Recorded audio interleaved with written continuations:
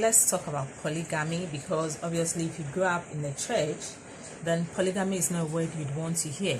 And whenever marriage ceremonies were being conducted, they'll quote the scripture in Genesis, somewhere there, like a man will leave his father and mother and be joined together with a wife. And it's like, this is a scripture that holds the marriage. I think there are other ones in New Testament and all that. So we grew up with the impression that once you marry the man, you own the man. The man belongs to you. The man can't even talk to anybody aside the marriage, and if the man should try anything, it amounts to cheating and all that. I mean, having been married 9 years, I've had my low moments in a marriage where I'm super jealous, I'm extremely anxious and nervous, and sometimes even fear, well, what if my husband goes against this Bible rule and goes for another woman?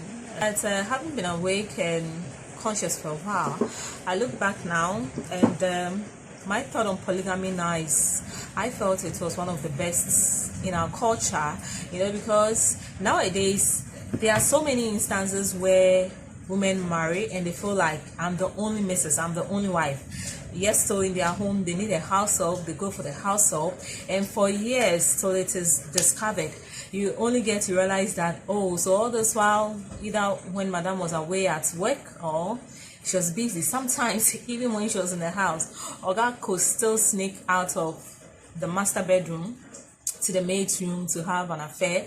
There have been so many instances, even at church, where pastors are being said to have like extramarital affairs. There are so many instances where we see marriages breaking up or ending just because it's been alleged the man was unfaithful or the woman was unfaithful. So just because a man has gone for another woman or a man went outside of the marriage, so the marriage should end. And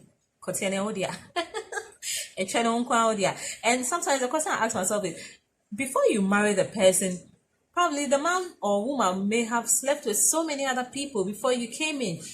Well, so apparently it looks like, okay, now that you've put the ring on the finger, then legally it is yours, so no one else can touch it. Well, fair enough. But then I'm looking at it and I'm like, if a married man or woman, despite the fact that they are legally married, can still have extramarital affairs with a maid or sometimes even with other people, then it equally goes to show a man and I don't like the fact that usually when we talk about polygamy, they only focus on the men. One time I was talking to one man and he's like, it is normal for a man to be polygamous because a man was not made for just one woman. Where can you quote that? Where can you see that in any book or scripture that way? And of late I've been going online, I've seen that there are so many varieties of African culture. That's why I keep saying that culture is a way of life of a group of people, and what is acceptable in one area, you can't take it to another place and try to generalize it. I saw one culture where there's this festival of wife exchange. I think that would be fun, probably, where in a ceremony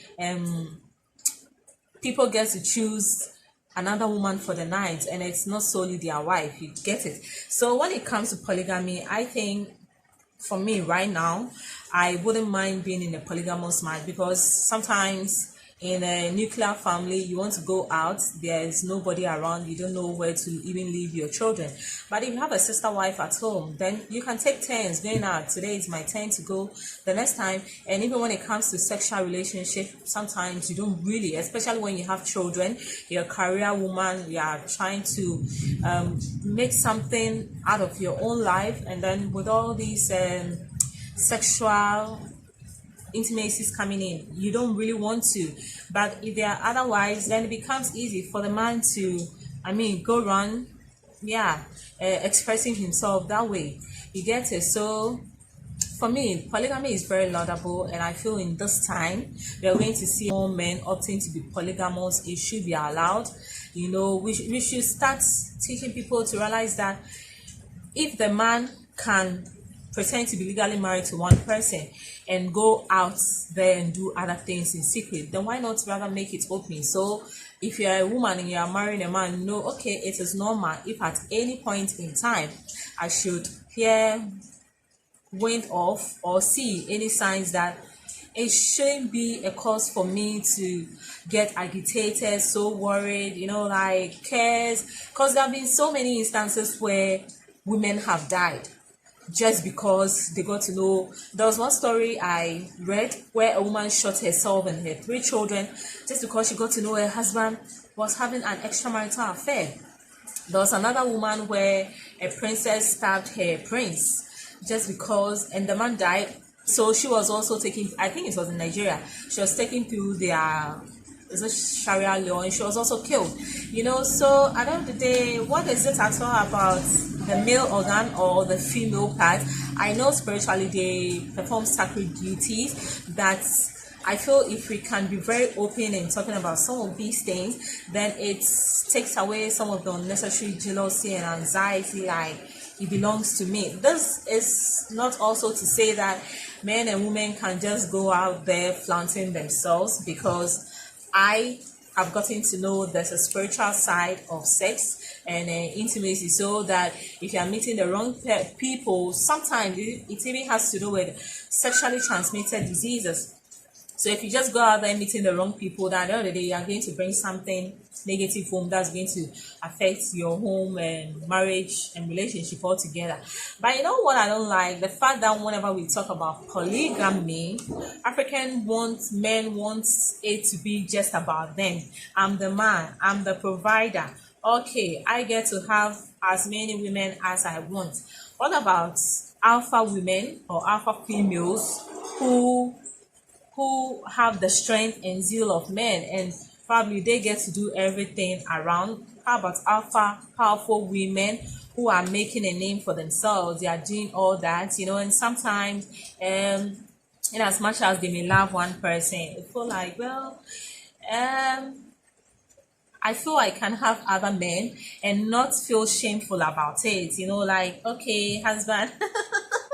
Well, in as much as I love you, I feel we need a second husband. And I've been going online, I check in US, I think they call it triple and quadruple relationships, where there's the core nucleus system where it's husband and wife, and the husband wants another wife, so she brings her in, and the woman equally wants another husband or boyfriend, so they are all in the relationship. There's transparency and it's working for them.